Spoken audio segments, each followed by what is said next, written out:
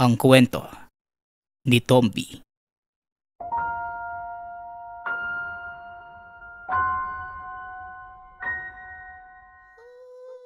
Ang kwentong ito ay mula sa isa nating tagapakinig. Naitago na lang natin sa pangalang Karding. Taong 1995. Probinsya ng Sulu.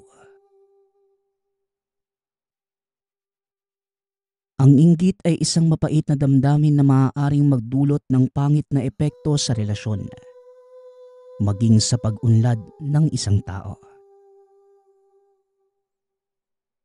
Simula nang mamatay ang mga magulang ni Karding, ang tiyuhing si Pelumona ang siyang kumupkop sa kanya kasama ang anak nitong si Nonong. Masaya naman ang kanilang buhay. Kahit 3 lamang silang magkakasama. Lahat ay ginawa ni Pelemon upang mapalaki ang dalawa na mabuting tao. Lumaki na magkasundo ang magpinsan. At dahil hindi marunong magluto si Pelemon, palagi na lamang silang bumibili ng ulam sa kapitbahay nilang si Mang Tony. Masarap ang mga luto ng matanda na paborito ng magpinsan. Kading, bumili ka nga ng mauulam natin sa tindahan ni Mang Tony. Utos ni Pelemon sa pamangkin. Naku tiyo, may ginagawa pa po ako eh. Nagsasaing ako para sa ating pananghalian. Insa naman baka pwede namang ikaw muna ang bumili. Tugon ni Karding. Wala nang sabi-sabi pa at kagad kinuha ni Nonong ang pera sa kamay ng ama. Pumunta ito sa tindahan ni Mang Tony. Mabilis na bumili ang binata ng mauulam. At isang malungkot na balita ang sinabi sa kanya na matanda. Nonong, ito ang binili mong ulam, dinagdagan ko na yan. Dahil ito na ang huling araw na magtitinda ko dito sa ating baryo. Ang totoo kasi niyan, uuwi na kami ng pamilya ko sa Maynila. Doon ko na itutuloy itong aming sinimulang negosyo. Pero dahil suki kita, bibigyan na kita ng pasobrang ulam. Wika ni Mang Tony. Ano po?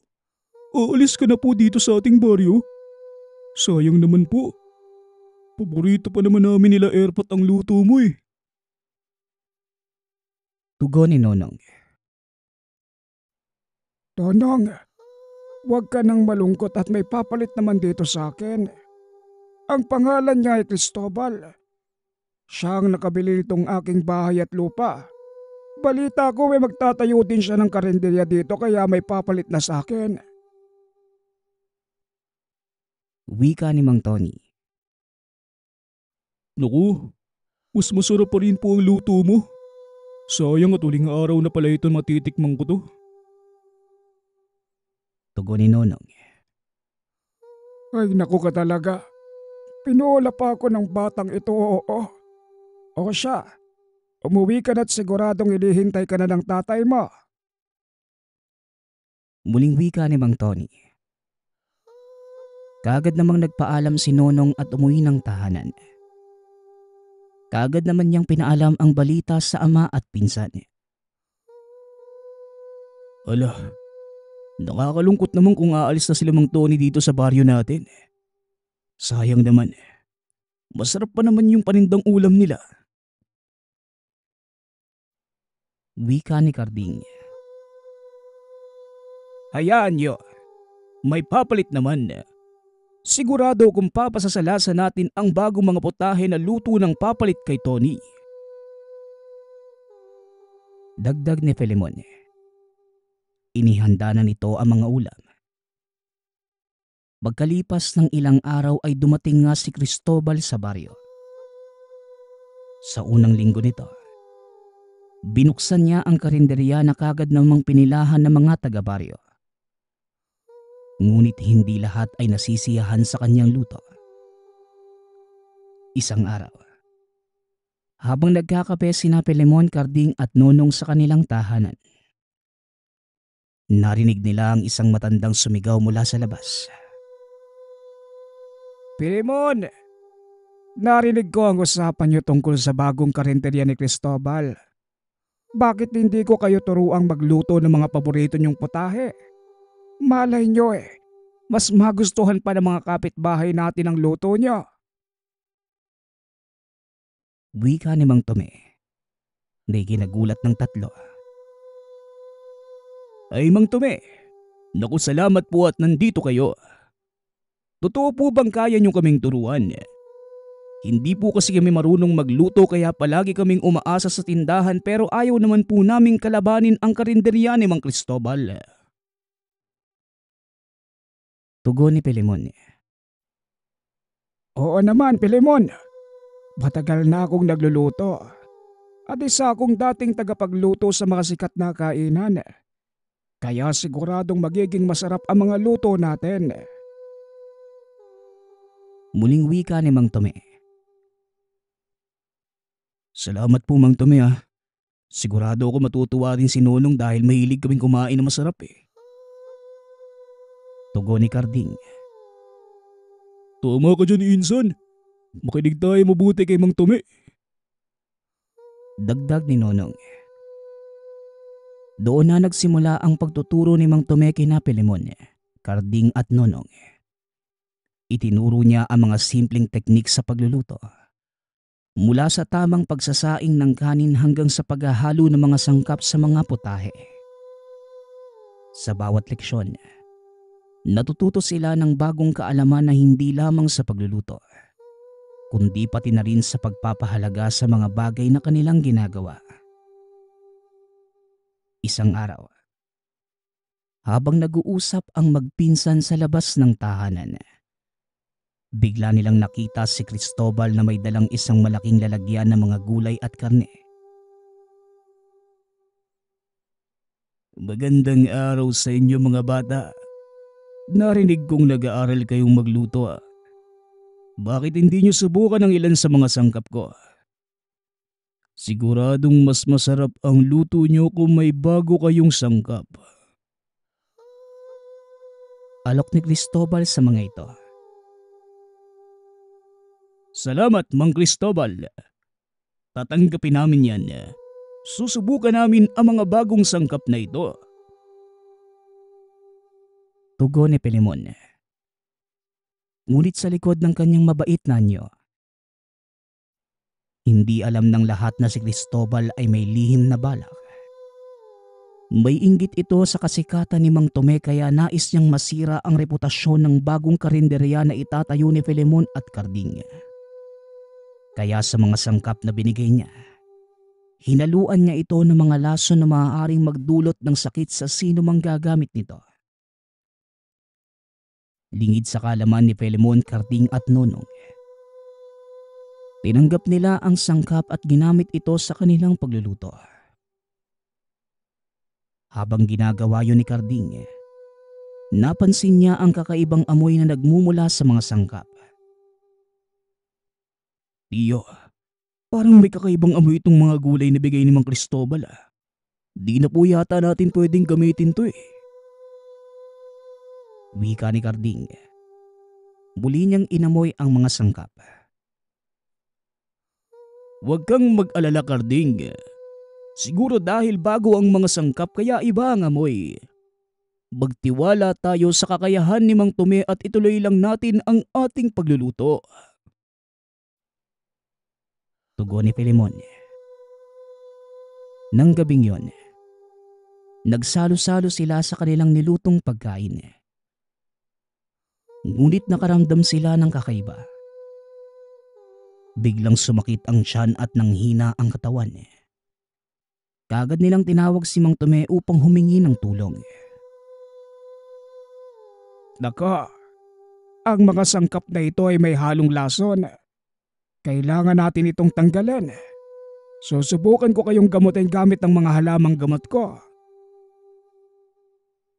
Wika ni Mang Tome. Sa tulong ng mga halamang gamot na matanda, unti-unting gumaling sina Pilimon, Karding at Nonong. Napagtanto nila na hindi lahat ng nag-aalok ng tulong ay may mabuting layunin. Mula noon, naging maingat na sila sa pagtanggap ng mga bagay mula sa ibang tao. Mas lalo din nilang pinahalagahan ang kanilang natutunan sa pagluluto mula kay Mang Tome. Ipinagpatuloy nila Pilimon ang pagtayo ng karinderya na labis na kinagalit ni Cristobal. Ngunit nagbait-baitan pa rin ito at lumapit kila Karding. Nako, pasensya na kayo sa nangyari. Hindi ko talaga alam na may lason ang gulay na naibigay ko sa inyo.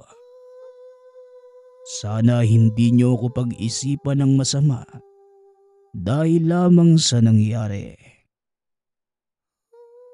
Wika ni Cristobal. Hindi po alam. Galing po sa iyo ang mga gulay na yun. Baka totoo talaga ang sinasabi ng ibang tao masama ang ugali mo.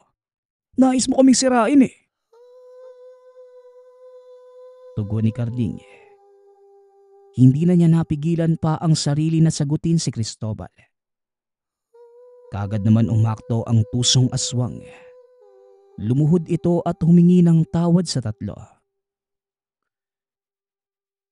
Hindi ko naman intensyong sirain kayo. Hindi ko talaga alam at inosente lamang ako. Nagsasabi ako ng totoo. Wika ni Cristobal. Yumuko pa ito na akala mo ay seryoso sa paghingi ng tawad. Hayaan na natin niyang Karding. Baka naman nagsasabi ng totoo si Mang Cristobal. Sige na po, pinapatawad ka na namin. Pasensya na sa mga sinabi nitong pamangkin ko. Tugon ni Pilimon. Ngunit iba talaga ang pakiramdam ni Karding kay Cristobal kaya hindi ito nagtiwala. Pagkaraan ng ilang araw, naging magkaibigan nga sina Pilimon at Cristobal. Madalas nang bumibisita si Cristobal sa karinderya ni na Pilimon. Tumutulong-tulong sa pagluluto at pagbebenta. Ngunit sa kabila ng mabait na anyo, may lihim itong balak na sirain si Pilimon at ang kanilang negosyo. Sa bawat pagkakataon, sinisiguro ni Cristobal na hindi mapapansin ni Pilimon ang maliit na pagkilos upang makapaghasik ng gulo. May mga pagkakataong palihim niyang dinudumihan ang mga sangkap. O kaya na may pinapakialaman ang timpla ng pagkain upang masira ang lasa nito. Isang gabi, habang natutulog ang tatlo, palihim na pumasok si Cristobal sa karinderya. Dala ang mahiwagang sangkap at nilagay ito sa mga pagkain. Kinabukasan, maraming mga suki ang nagreklamo tungkol sa panis at masamang lasa ng pagkain. Naging palaisipan ito kina Pilimon at Karding. Lalo na't sila mismo ang nagluto at alam nilang maayos naman ang sangkap na ginamit nila. Bakit kaya nagkaganito? Ayos naman ang lahat ng niluto nating kagabi. Hindi ko maintindihan kung paano ito nangyari. Wika ni Pilimon. Tiyo, baka may kinalaman dito si Mang Cristobal. Hindi ako nagtitiwala sa kanya eh. Baka may ginawa siya kagabi nang hindi natin alam. Tugon ni Karding. Ayaw kong maghinala ng masama. Pero kailangan natin itong masigurado. Baka nga may masamang balak si Mang Cristobal sa atin. Muling wika ni Mang Pilimon. Nag-usap ang tatlo. Gumawa sila ng plano kung paano nila masusubok si Cristobal. Dahil sa hinala nila, naisip nilang gumawa ng isang plano na magpapakita kung si Cristobal nga ba ang may kagagawa ng mga kamalasan sa karinderya. Kailangan nating maging maingat sa ating plano. Huwag nating ipaalam kahit kanino, lalong-lalo na kay Cristobal.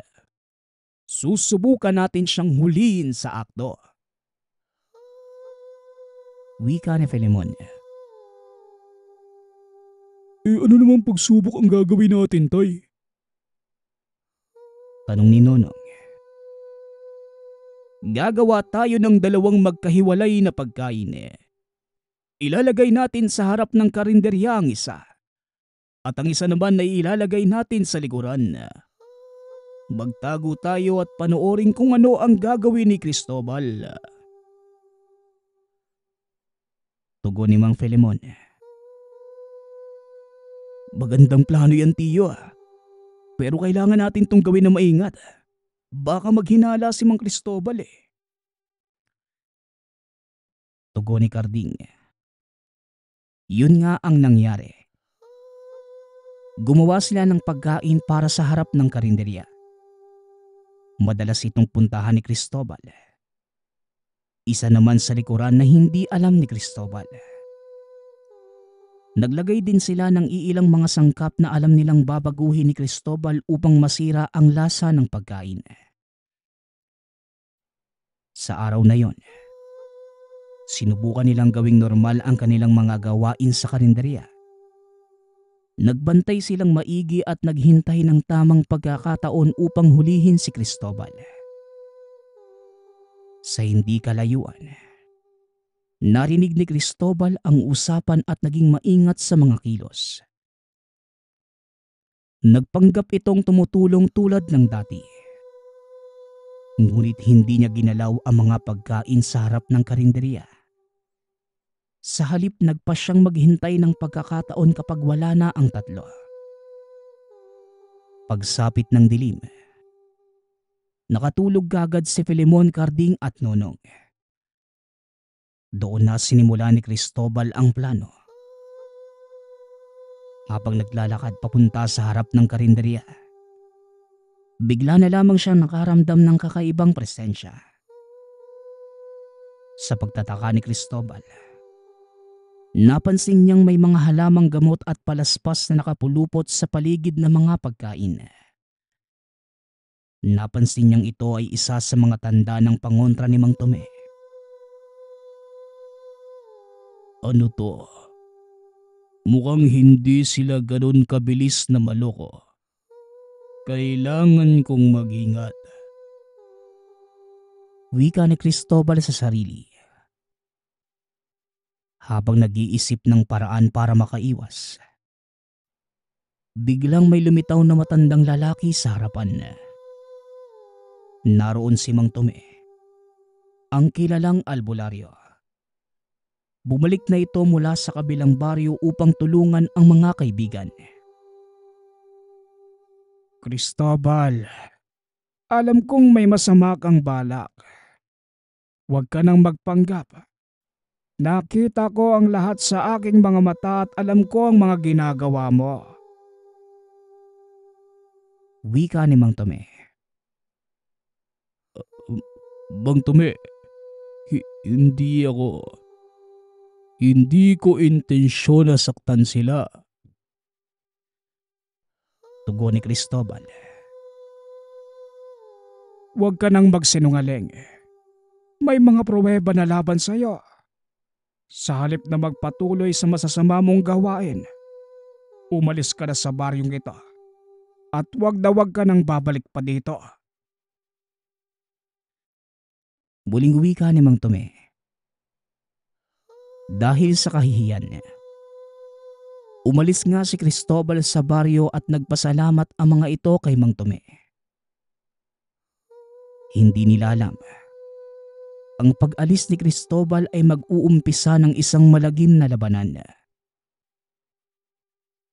Nagsimula ng magkasakit si Mang Filemon at Nonong. Labis ang pag-aalala ni Carding. Kagad siyang pumunta kay Mang Tome upang humingi ng tulong. Mang Tome, simula nang umalis si Mang Cristobal nagkasakit na sila, tiyo. Hindi ko na alam ang gagawin ko Wika ni Carding. habang nanginginig sa takot at pag-aalala. Malakas ang hinala kung si Cristobal ang nagbigay ng sakit kay Filemon at Nonong. Pero huwag kang mag-alala dahil tutulungan kita.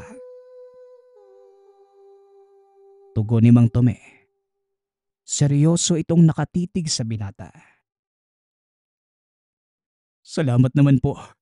Salamat may tutulong sa akin para alamin ang mga nangyayari kila Tiyo. Wika ni Carding. Kardeng, kailangan nating malaman kung anong klaseng sakit ang binigay ni Cristobal. Magdala ka sa akin ng kaunting laway mula kay Filemon at Nonong. Susuriin natin ito gamit ang aking mga halamang gamot. Wika ni Mang Tome. Kaagad namang ginawa ni Carding ang sinabi na matanda. Binalikan niya ang kanilang tahanan at kumuha ng kaunting laway mula sa tiyo at pinsan. Kaagad naman siyang bumalik kay Mang Tome dala ang mga laway. Kinuha ni Mang Tome ang mga laway at nilagay sa isang mangkok. Dinagdagan niya ito ng ilang patak ng langis mula sa halamang galing sa kagubatan. At saka sinindihan ang isang kandila na gawa sa wax ng pulang bubuyog. Ano po bang ginagawa niyo, Mang Tome? Tanong ni Carding. Sa tulong ng mga halamang ito, makikita natin ang uri ng lason o sumpa na binigay ni Cristobal. Magdasal ka, Carding, na sana'y matanggal natin kagad ito. Tugon ni Mang Tome. Habang nagdarasal ang matanda, dahan-dahang umuusok ang kandila at bumubuo ng mga hugis at anyo sa hangin. Ang usok nito, unti-unting lumilitaw ang anyo ni Cristobal na may hawak na itim na bote. Pinapanood ito ni Mang Tome at Carding. Nagpatuloy lamang siya sa pagdarasal at pagbigkas ng mga orasyon. Narito na ang katotohanan, Carding. Ang sakit na binigay ni Cristobal ay isang uri ng sumpa na gawa sa pinaghalong lason mula sa iba't ibang halaman at hayop. Hindi ito basta-basta matatanggal, pero may paraan upang lunasan ito. Wika ni Mang Tome. Ano pong kailangan nating gawin, Mang Tome? Gagawin ko po ang lahat para gumaling si Tiyo at Nonong. Tanong ni Carding. Kailangan natin ng 3 pangunahing sangkap para magawa ang pangontra. Ang mga sangkap na ito, kunan mo ko ng ugat ng halamang gamot na tibig, ang katas ng bunga ng luya, at pinatuyong dahon ng sambong. Ang mga sangkap na ito ay matatagpuan sa kagubatan. Pero wag kang mag-alala. Sasamahan kita upang makuha ang mga ito. Tugon ni Mang Tome. Naglakbay sila Mang Carding at Mang Tome papunta sa kagubatan upang hanapin ang mga kinakailangang sanggap. Sa kanilang paglalakbay, hinarap nila ang iba't ibang pagsubok mula sa kalikasan at mga ligaw na hayop. Ngunit sa kabutihang palad, sa tulong ng kaalaman ni Mang Tome ay matagumpay nilang nahanap ang ugat ng tibig, katas ng luya at pinatuyong dahon ng sambong. Pagkabalik sa baryo, kaagad nang nagsimulang gumawa si Mang Tome ng pangontra. Hinalo niya ang mga sangkap sa iisang malaking palayok at pinakuluan ito sa mahinang apoy. Ito na, Carding. Ipainom mo kila Filemon at Nonong ang sabaw na ito 3 beses sa isang araw. Unti-unti nilang mararamdaman ang paggaling. Wika ni Mang Tome. Ibinigay ni Carding ang sabaw kay Filemon at Nonong. At sa loob ng ilang araw, unti-unti ngang bumalik ang kanilang sigla. Natuwa si Carding sa muling paggaling nila Filemon at Nonong. Hanggang sa lumipas ang ilang buwan, bumalik sa pagtitinda sila Carding at nagsimulang muli, ngunit isang masamang balita ang sinabi sa kanila ni Mang Tome. Mabuti naman po at napadalaw ka dito sa bahay, Mang Tumi. Salamat nga po pala sa panggagamot mo sa amin ni tatay ah. Wika ni Nonong. Napangiti lamang si Mang Tome at muling naging seryoso ang muka. Nakatanggap ako ng mensahe mula kay Cristobal. Binantaan niya kung susugurin niya ang baryong ito, kasama ang mga kalahi niya, at uubusin niya ang lahat ng nakatira dito. Nais ko sanang tulungan niyo kung talunin siya bago pa niya gawin ang banta sa akin. Wika ni Mang Tome at nagkatinginan ang tatlo. At dahil walang kaalaman sa pakikipaglaban ang tatlo, ay kinakailangan nilang matutunan ang mga turo ni Mang Tome. Matapos marinig ang balita mula sa matanda, kaagad nagpasya ang tatlo na magsanay upang maging handa sa anumang plano ni Cristobal. Alam nilang kailangan nila ng sapat na kaalaman at lakas upang harapin ang panganib na paparating. Hindi magiging madali ang labanang ito. Kailangan natin maging handa sa lahat ng aspeto. Pisikal, mental, pati na rin espiritual.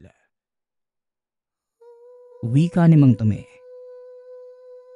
Sinimulan ng matanda ang kanilang pagsasanay sa pamamagitan ng mga pisikal na ehersisyo upang palakasin ang kanilang katawan. Araw-araw, bago magmukhang liwayway ay nagsasanay sila ng pagtakbo, pag-akyat ng bundok, mga ehersisyong magpapalakas ng kanilang resistensya at lakas. Carding, Filemon, Nonong, kailangan niyong palakasin ang iyong katawan sa oras ng labanan. Hindi lamang lakas ang kailangan, kundi tibay ng katawan at isipan. Wika ni Mang Tome. Habang tumatagal, pinagtuunan din nila ng pansin ang mga teknik sa pakikipaglaban. Tinuruan sila ni Mang Tome ng iba't ibang diskarte, paggamit ng mga armas tulad ng kahoy na pamalo at kutsilyo, mga paraan ng pandepensa sa kanilang sarili.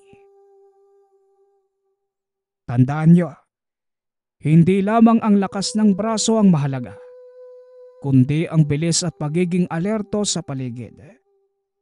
Kailangan maging maagap at mag-ingat sa bawat galaw. Paalala ni Mang Tome. Hindi rin nakalimutan na matanda ang aspeto ng espiritual na paghahanda. Tinuruan niya ang mga ito ng mga dasal, orasyon at ritual upang maprotektahan ang kanilang sarili laban sa sumpa at masasamang espiritu. Pinag-aralan din nila ang paggamit ng mga halamang gamot bilang pangontra sa mga lason at sumpa na maaaring gamitin ni Cristobal.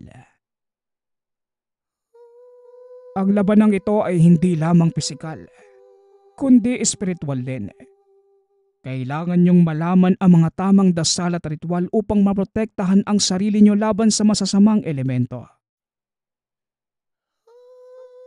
Wika ni Mang Tome. Mang Tome, paano kung hindi sapat ang mga natutunan namin? Paano kung mas malakas pa rin si Cristobal sa kabila ng pagsasanay namin? Tanong ni Carding. Huwag kayong matakot. Ang tunay na lakas ay nagmumula sa pananalig at pagtitiwala sa isa't isa. Kung magtutulungan tayo, wala tayong hindi malalampasan, bata. Tugon ni Mang Tome. Sa bawat araw ng pagsasanay, unti-unti nilang nararamdaman ang kanilang paglakas at pag-usbong ng kumpiyansa sa sarili. Ang kanilang pagsasanay ay hindi lamang para sa pisikal na lakas, kundi pati na rin sa kanilang mental at espiritual na katatagan. Matapos ang ilang buwan na masusing pagsasanay, handa na ang tatlo na harapin si Cristobal. Ang kanilang pagnanais at lakas ay naging mas matibay sa kanilang pagkakaisa bilang pamilya. Naging inspirasyon upang harapin ang darating na pagsubok. Gayong handa na tayo. Huwag kayong matakot. Tandaan niyo ang lahat ng ating napag-aralan. Sama-sama nating haharapin si Cristobal. Sisiguraduhin nating hindi na siya makakapagdulot pa ng kasamaan sa baryong ito. Wika ni Mang Tome. Sa mahabang paghahanda, sa wakas, muling nakaharap nila Karding si Cristobal na matagal nilang hindi nakita. Bumigat ang tensyon sa paligid. Ramdam ng lahat ang paparating na panganib. Ano bang ginawa namin sa iyong masama para gawin ng ganito kasamang bagay sa amin? Tanong ni Karding. Puno ng galit ang boses nito. Ngunit tumawa lamang si Cristobal na para bang wala itong pakialam sa mga sinasabi ni Karding. Nang dahil sa inyo, nasira ang plano kong sirain si Tome. Dahil sa inyo, nasira ang plano kong maging hari sa baryong yun. Kaya pagmasdan niyo ang bagsik ng kapangyarihan ko. Tugon ni Cristobal. Bigla na lamang nagbago ang paligid. Dumilim ang kalangitan. Lumamig ang hangin sa paligid at humampas ang malakas na alon. Nagsimula nang magpalit ng anyo si Cristobal. Lumaki ang katawan at yung balat ay naging kulay uling. Naglagablab ang mga mata. Tila nagbabagang apoy. Ang mga kamay ay nagkaroon ng matutulis na kuko. At ang mga ngipin ay naging mahaba at matutulis na tila pangil ng isang halimaw. Mula sa likuran, lumabas ang mahabang pakpak na itim at balot ng madilim na usok. Ang anyo nito ay nagmistulang isang halimaw na galing sa pinakamadilim na bangungot. Ngayon, pagmasdan niyo ang aking tunay na anyo. Ako ang inyong bangungot, ang inyong katapusan. Wika ni Cristobal. Natigilan ang tatlo sa nakita. Ang tapang nila ay sinusubok sa harap ng aswang na si Cristobal. Habang si Mang Tome naman, handa na ito sa lahat ng pagkakataon. Hanggang sa humakbang napasulong. Hindi kami matatakot sa iyo, Cristobal. Alam namin ang iyong kasamaan. At handa kaming labanan ka hanggang sa huling hininga. Wika ni Mang Tome, habang hawak ang mga anting-anting at halamang gamot. Nakahugot ng lakas ng loob ang tatlo sa binitawang salita ni Mang Tome. Alam nilang ang labanang ito ay hindi lamang para sa kanila, kundi para sa lahat ng nasa baryo na kanilang minamahal. Hindi mo kami kayang sirain, Cristobal. Hinding-hindi kami magpapatalo sa kasamaan mo. Wika ni Karding, habang hawak ang isang patalim na puno ng mga ritual na dasal mula kay Mang Tome. Nagsimula na ang isang mabagsik na labanan. Ang mga anting-anting at dasal ni Mang Tome ay nagbigay proteksyon sa kanilang lahat. Ang kanilang pagkakaisa ay nagbigay ng dagdag na lakas sa kanila. Sa kabila ng mga sugat at pagod ay hindi nila inurungan si Cristobal. Habang nagngangalit ang madilim na paligid, umusbong ang isang madugong labanan na hindi nila malilimutan. Ang kanilang mga sandata at tapang ay sinubok ng husto. Sa halimaw na anyo ni Cristobal, naglunsad ito ng sunod-sunod na mga pag-atake. Ang mga kuko ay nagmistulang espada at sa bawat paghampas, nagdudulot ito ng malalim na sugat sa balat. Huwag kayong bibitaw. Lakasan niyo ang loob niyo at tandaan ang ating mga dasal. Sa kabila ng edad ni Filemon, lumaban pa rin ito ng buong tapang. Nasa mga kamay niya ang pamana ni Mang Tome. Isang tansong punyal na puno ng orasyon. Pinilit niyang ipagtanggol sina Karding at Nonong sa pamamagitan ng mga mabilis at siguradong mga galaw. Hindi ka namin hahayaang magtagumpay, Cristobal. Gagawin ko ang lahat ng ito hindi lang para sa amin ng pamilya ko, kundi para na rin sa aming mga taga-baryo. Wika ni Filemon habang winawasibas ang punyal kay Cristobal. Habang si Karding naman, gamit ang patalim na may ukit na ritual na dasal, walang takot itong sumugod. Ang mga mata ay puno ng tapang at sa bawat pagsaksak ay may kasamang dasal para sa proteksyon. Habang nasa likuran naman niya si Nonong, walang tigil sa pag-alalay ng mga dasal at pag-iwas sa mga atake ni Cristobal. Ginamit niya ang bilis at liksi upang makalapit at magbigay ng suporta sa pamilya. Mang Tome, nandito lang ako. Anong kailangan ko gawin? Tanong ni Nonong habang umiilag sa isang hampas ni Cristobal. Ipagpatuloy mo lang ang pag-alalay ng mga dasal, Nonong. Nasa pananalig mo ang magbibigay sa atin ng tagumpay. Tugon ni Mang Tome. Bagaman malakas si Cristobal at makapangyarihan,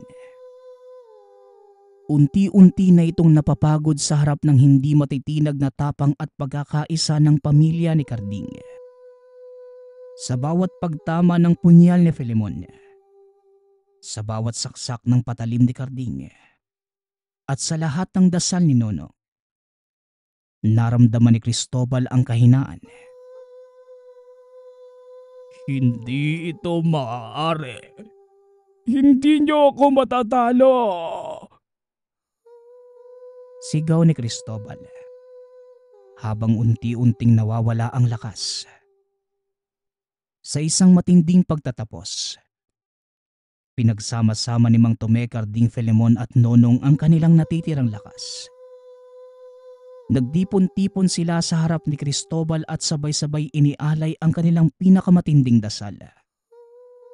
Hawak ang kani-kanilang mga anting-anting.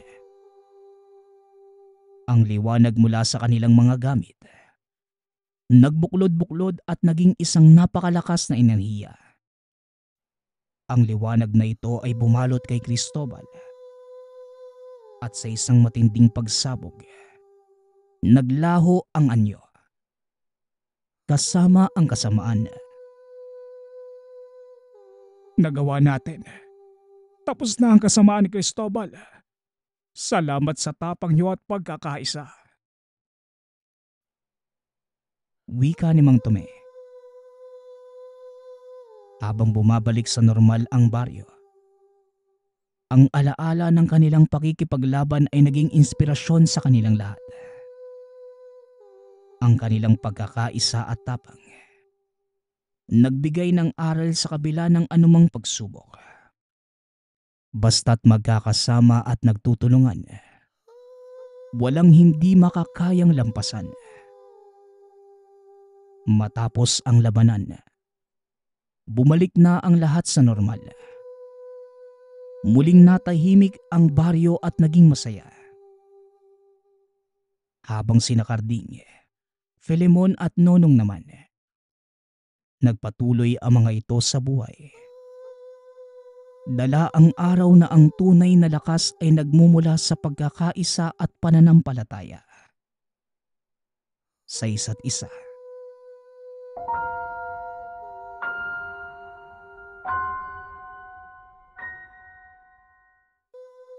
Ang kwentong ito ay mula sa isa nating tagapakinig na itago na lang natin sa pangalang Buhoy. Taong 1978, probinsya ng Bicol. Nang mga panahong ito, nag-aaral pa sa Maynila si Buhoy. Tubong ginubatan albay. Pinili ng mga magulang na pag-aralin ng kolehiyo ang binata.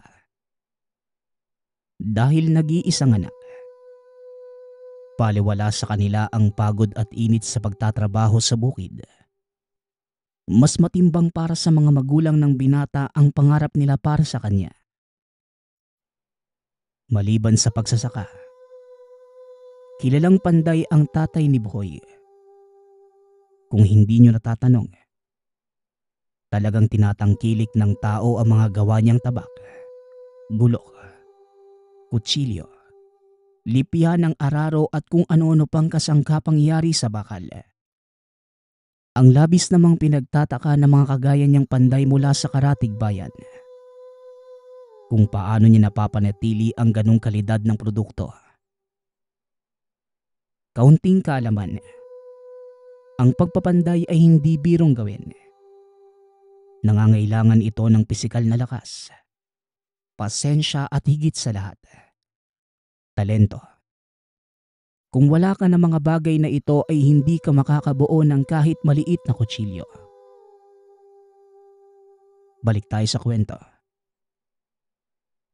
Wala namang kakaiba sa tatay ni Buhoy.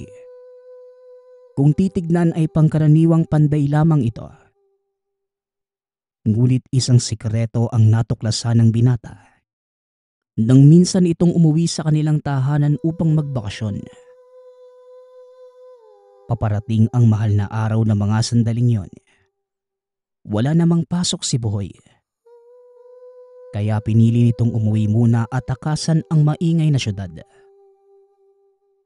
Kaagad naman itong sinalubong ng mga magulang sa terminal ng bus. Tuwang-tuwa ang mga ito nang makita ang kanilang nag-iisang anak. Mabuti naman at nakauwi ka pa, anak. Abat magmamahal araw na. Siksikan na sa mga terminal pa uwi ng probinsya. Wika ng tatay ni Buhoy na nagngangalang Manghulyan. 50 taong gulang. Ngunit hindi mo ito makikitaan ng kahit anong palatandaan ng pagtanda. Napakabilugan pa din ng pangangatawan. Malalaki ang bisig at napakatikas ng tayo. Oo nga po tay. Kamusta naman po kayo ni nanay? Maayos ba ang kalusugan nyo? Baka naman po pinapabayaan nyo na ang sarili nyo ha? Tugon ni Buhoy habang nakayakap sa ina. Nako naman, huwag kang mag-alala sa amin anak. Malakas pa sa kalabaw ang tatay mo. At ako naman, minsan na nga lang akong nagpupunta sa bukid. Wika naman ng ina ni Buhoy na nagngangalang Aling Ida.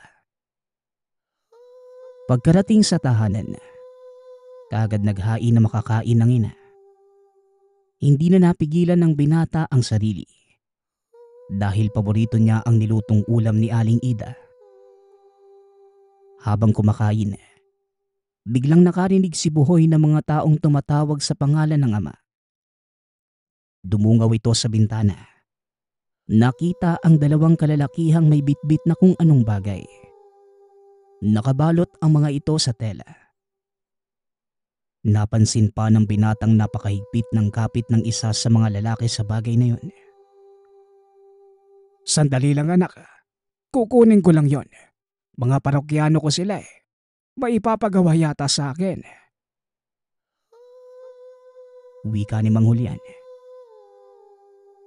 Patapos na ding kumain si Buhoy. Kaya dali-dali nitong inubos ang laman ng plato at tumayo upang sundan ng ama. Isa sa mga gustong makita ng binata ay kung paanong gumagawa ng mga patalim ang ama. Sa hula ng binata, isang magandang sandata ang dala ng kanilang mga panauhin. Pagkarating ni Buhoy sa pandayan, nakita niyang nag-uusap na ang ama at dalawang tao. Iniabot ng isa sa kanila ang bagay na nakabalot sa tela. Hindi naman masyadong marinig ni Buhoy ang usapan dahil medyo malayo pa ito sa tatlo. Akmang bubuksan na sana ni Mang Julian ang dalang gamit nang bigla siyang pigilan ng isa sa mga kalalakihan. Sabay tingin kay Buhoy. Huwag kayong mag-alala. Anak ko naman yan. Mapagkakatiwalaan niyo ang batang yan. Buhoy, halika anak. Lumapit ka dito at nang mapakilala kita sa dalawa kong kaibigan. Alejandro, Binandro, gusto kong ipakilala sa iyo ang kinakapatid niyo. Buhoy ang pangalan niya. Buhoy anak, sila ang primo Alejandro mo at primo Minandro. Anak sila ng ninong Gabriel mo. Natatandaan mo pa ba siya? Pagpapakilala ni Mang Julian sa binata. Pasensya na po kayo. Maliit pa po ako nung huli tayong magkita-kita eh. Kaya hindi ko na po halos matandaan ang mga itsura nyo. Pero ginagagala ko po kayo makilala. Tugon ni Buhoy habang iniaabot ang kamay sa dalawang lalaki. Kamukha mo ang iyong ama. Sana lang makuha mo din ng pag-uugali. Sige po, Tio Julian eh. Hindi na po kami magtatagal dahil baka abutan kami ng Biyernes Santo sa daanan eh. Baka hindi na kami makauwi. Siya nga pala, nagbilin po si tatay na siya mismo ang kukuha ng pinagawa niya. Wika ni Alejandro sabay lakad palayo. Hindi na lumingon pa ang dalawa. Hanggang sa tuluyan na itong naglaho sa paningin ni Mang Julian at Buhoy.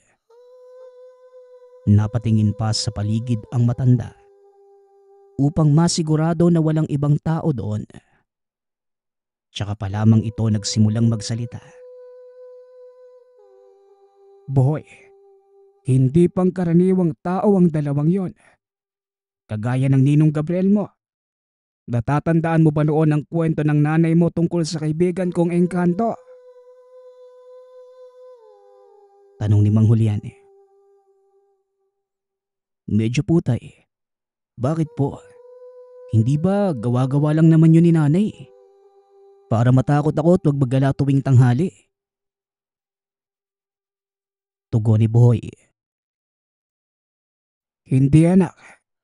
Hindi yun gawa-gawa ng nanay mo. Ang ninong Gabriel mo ay hari ng mga dalakit doon. At ang dalawang lalaki yung kanina, sila ang mga tagapagmana. Wika ni Mang Julian.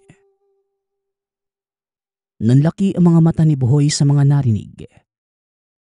Noong una ay hindi pa ito naniniwala sa ama. Ngunit nang buksan ito ang dala ng dalawang kalalakihan, kinilabutan ang binata. Dahil ang laman ng telang yon ay isang napakagandang espada. Teka tay, kanino po yung espada na yan? Wala namang gumagawa ng ganyan dito ah. Tanong ni Buhoy. Oo anak, dahil tanging ako lang ang may kakayanang gumawa ng ganito. Tugon ni Mang Julian. Napakadetalyado ng disenyo ng sandata na kung iisipin ay tanging sa mga katang-isip lamang makikita. Napapaloban ito ng mga palamuting kristal. Gawa sa purong ginto ang mismong hawakan at sisidlan nito. Ang talim naman ayon kay Mang Julian, hinango mula sa isang bulalakaw. Pero tay, paano po nyo ayusin yan? Hindi ba Engkanto ang may-ari nito? Tanong ng binata. Napangiti na lamang si Mang Julian at sinabing,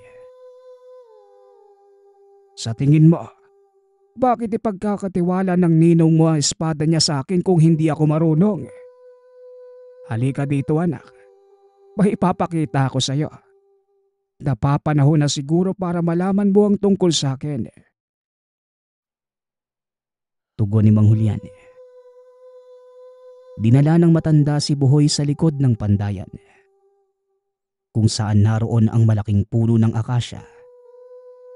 Sa ilalim nito ay merong mahabang lamesa. Ano naman pong meron dito, Tay? Bakit po may lamesang mahaba dito? Tanong ni Buhoy. Bagaman nakikisakay sa sinasabi ng ama, hindi mawala sa isipan ni Buhoy ang isiping pinaglalaruan siya ng tatay. Alam kong hindi madaling maniwala sa mga sinasabi ko, anak. Pero ikaw na mismo ang magpatunay. Sa susunod na linggo ang unang pagdilim ng buwan, ika-19 na anibersaryo ng pagiging magkaibigan namin ng Ninong Gabriel mo. Tugon ni Mang Julian. Ikwinento din ito ang lahat kung paano sila nagkakilala ng kaibigang Engkanto. Ayon kay Mang Julian, binata pa lamang siya ng mga panahong yon. Tumutulong sa amang manggagamot. Tuwing Biyernes ay umakyat ito sa kabundukan upang mangalap ng mga halamang gamot na kailangan ng ama. Dito niya nakilala ang batang si Gabriel. Wala pang kaalam-alam si Julian na mga sandaling yon. Nakita niya ang batang nakaupo sa isang bato habang nakahawak sa binti. Hindi naman nagdalawang isip si Julian na lapitan ito. Tinanong kung anong problema. Bata, sinong kasama mo dito? May masakit ba sa'yo? Tanong ni Julian. Nadapa kasi ako, tumama yung binti ko sa matulis na ugat ng puno eh. Tugon ni Gabriel habang patuloy pa rin sa pag-iyak. Napansin ni Julian ang dugo sa binti nito, kaya pilit niya munang pinakalma ang bata. Ganun ba? Huwag ka na umiyak. Amin na nga, tignan ko kung malalim. Muling wika ni Julian. Tinignan nito ang sugat sa binti ng bata. Nakahinga ng maluwag dahil hindi naman ito ganong kalala. Mababaw lang naman pala ang sugat mo eh. Huwag ka na umiyak. Sandali lang kukuha lang ako ng gamot. Wika ni Julian. Dinukot ng binata ang lanang nakasinid sa maliit na bag. Palagi niya itong baon sa tuwing umaakyat ng bundok. Dahil napakadaming ahas sa lugar. Mabisang pangtanggal ng kamandag ang lanang gawa ng ama. Ipinahid niya ito sa sugat ng bata. Tinapala ng ilang halamang gamot. Pinunit ni Julian ang laylayan ng kamiseta upang gawing panali. Matapos yon, napangiti si Gabriel at nagpasalamat. Salamat kaibigan, napakabait mo. Taliwas sa sinasabi ng tatay ko ang nakikita kong ugali sa'yo eh. Siya nga pala, Gabriel nga pala ang pangalan ko. Ikaw, anong pangalan mo? Wika ni Gabriel. Ginagagala kitang makilala, Gabriel. Julian nga pala ang pangalan ko. Alam mo, iba-iba naman kasi ang ugali ng mga tao eh. Hindi may iwasang may masasama. Pero syempre, meron din namang mabubuti. Pag-uusap ng dalawa. Maya-maya ay nakarinig ng yabag si Julian. Kaagad namang napatayo si Gabriel at sinabing, Mukhang nandito na ang mga kawal ng tatay ko. Salamat kaibigan Hanggang sa susunod nating pagkikita. Siya nga pala, doon sa bahaging yun ng gubat, may makikita kang malaking kumpol ng mga halamang gamot. Mag-iingat ka sa pagbaba mo ng bundok Paalam Julian. Wika ni Gabriel habang naglalakad palayo sa binata. Hindi naman maunawaan ni Julian ang sinasabi nito. Ngunit hindi na niya gaanong binigyan pa ng pansin. Simula ng araw na yon, palagi nang nagkikita ang dalawa. Hanggang sa magbinata si Gabriel. Isang araw, nagpunta ang binata sa lugar kung saan sila nagkikita ng kaibigan. Ngunit hindi ito dumating. Inisip na lamang ni Julian na baka abala ito sa pag-aaral. Dahil kung titignan ang kasuotan ni Gabriel, mahahalatang mula ito sa mayamang pamilya. Subalit lumipas pa ang mga araw. Hindi pa din nagpapakita kay Julian ang kaibigan. Nagdaan ang mga taon. Nagkaroon na ng sariling pamilya si Julian. Buntis ang asawa ng mga sandaling yon nang may marinig silang halinghing ng kabayo. Tahimik na nag-uusap ang mag-asawa sa loob ng tahanan. 10 oras na ng gabing yon. Kaya nagtataka si Julian kung kanino ang karwaheng huminto sa bakuran. Tumayo si Julian upang silipin ito mula sa bintana. Nandaki ang mga mata nang makita ang isang magarang karwahe. Hila-hila ito ng malalaking itim na kabayo. Nakatayo sa gilid ng karwahe ang 4 na kalalakihang nakasuot ng baluti. Sa isip ni Julian, may palabas na gaganapin sa kabisera at baka napadaan lamang ito at nangangailangan ng tulong. Dali-dali lumabas si Julian upang salubungin ang mga hindi inaasahang panauhin. Magandang gabi mga kaibigan. Anong may paglilingkod ko sa inyo? Tanong ni Julian. Bigla namang nagbukas ang karwahe at tumambad sa kanya ang lalaking nakasuot na magarang damit. Taon din ang binilang bago tayo magkita, mabuti kong kaibigan. Kamusta ka na? Wika ni Gabriel. Nanlaki ang mga mata ni Julian nang makita kung sino ang lalaking nakasakay sa karwahe. Gabriel, ikaw ba yan? Hindi ko alam na kasama ka pala ng mga serkero sa kabilang bayan. Tugon ni Julian. Napahinto sa pagsasalita si Julian dahil bigla siyang tinutukan ng sibat ng mga lalaking nakapaligid sa karwahe. Kagad namang inawat ni Gabriel ang mga ito. Ibaba niyo ang mga sibat. Hindi niya alam ang totoo kong pagkakakilanlan. Kaibigan, patawad kung hindi ko sinabi sa iyo kung sino ako. Hindi ako pangkaraniwang tao. Ako si Gabriel, ang kasalukuyang hari ng mga dalakidnon.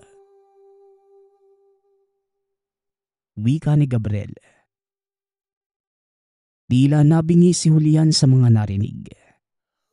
Kaya pinaulit niya ang sinabi ng kaibigan. Natawa naman ng husto si Gabriel. Tama ang narinig mo, kaibigan. Isa kong maharlikang engkanto. Siya nga pala. Maaari ba akong tumaloy sa iyong tahanan? Naparito ako para sa iyong anak. Wika ni Gabriel. Nalabis namang pinagtataka ni Julian. Pinatuloy niya ito sa tahanan at sakto namang nakaupo sa sala ang asawa. Kagad lumapit si Gabriel sa ginang. Hinawakan niya ang tiyan nito. Biglang gumalaw ang sanggol sa sinapupunan. At sa hindi malamang dahilan ay naluha na lamang ang asawa. Tanggapin mo ang basbas ko. Ito ang aking gantimpala sa kabutihan ng tatay mo sa akin. Kasabay ng basbas na ito, isang mabuting sumpa. Magiging magaan ang iyong pamumuhay pagdating ng panahon. Wika ni Gabriel. Matapos yon ay niyakap ng Haring Engkanto ang kaibigan. Nagpaalam na ito. Ngunit bago tuluyang umalis may regalong iniwan si Gabriel kay Julian. Tanggapin mo ang munti kong regalo. Isang talentong walang sino man ang makakagaya. Nasa dugo mo ang pagiging babaylan. Ngunit hindi mo ito tinanggap ng lubusan. Kaya bilang kapalit, magkakaroon ka ng malawak na sakahan. at kakayahang gumawa ng kahit anong kagamitan na gawa sa bakal. Ito lamang ang tangi may pagkakaloob ko sa iyo, kaibigan. Nawa ay gamitin mo ito para sa kabutihan. Muling wika ni Gabriel. Simula ng gabing yon, tuluyan ang nagbago ang buhay ni Julian. Balik tayo sa kasalukuyan. Kung ganun tay, ang lamesang to ay para kay Ninong? Tanong ng binata. Tumango lamang si Mang Julian at inaya ang binatang bumalik sa loob ng pandayan. Oo anak, halika na sa pandayan para masimulan na natin ang pagsasaayos ng espada ng ninong mo. Gusto kong ikaw mismo ang mag-abot nito sa kanya sa araw ng piging. Tugon ng matanda. Sa loob ng ilang araw ay inayos na mag-ama ang espada. Nang matapos ito, pinalinis ni Mang Julian ang sandata sa anak. Bukas ng gabi na ang unang pagdilim ng buwan. Nakahanda na ba yung espada ng ninong mo? Tanong ni Mang Julian. Opo tay, nalinis ko na po at nailagay sa bagong sisidlan. Siya nga pala, sino pong kasama ni Ninong? Yun bang dalawang binata? Tanong ni Buhoy. Oo anak, kasama din ang inang Reyna. Kaya pag nakita mo sila ay magbigay ka ng galang. Tugon ni Mang Julian. Opo tay, hindi na po ako makapag-antay na makita si Ninong. Wika ni Buhoy. Kinabukasan, maaga pa lamang ay nagsimula na sa paghahanda ang mag-anak. Nagkatay sila ng baboy at kambing. Itinapon ang dugo nito at siniguradong malinis ang pagkamatay ng hayop. Iniluto din nila ito ng walang asin. Kinagabihan, habang palapit ang pagdilim ng buwan, naihanda na nila ang mahabang mesang gagamitin sa piging. Nag-aantay doon si Buhoy kasama ang ama. Samantalang ang ina naman, nakatayo sa mismong harapan ng tahanan.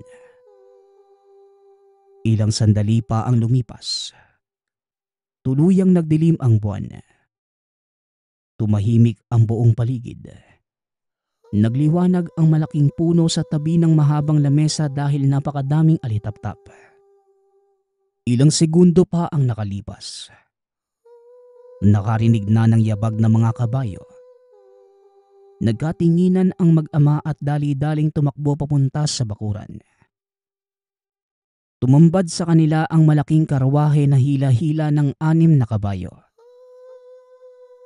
Pagkabukas pa lamang ng pinto, naunang bumaba ang 2 binatang nagatid ng espada kay Julian. Kasunod nito ang isang matikas na lalaking nakasuot ng magarang damit. May hawak ito na gintong sentro. Sa wakas, nagkita tayong muli, kaibigan. Nasaan na ang aking inaanak? Bungad ni Gabriel. Nakatitig lamang si Buhoy sa kanya.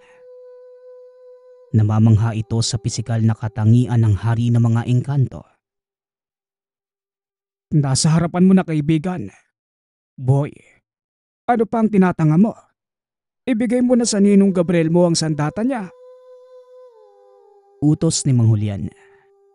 Sabay tulak kay Buhoy papunta kay Gabriel.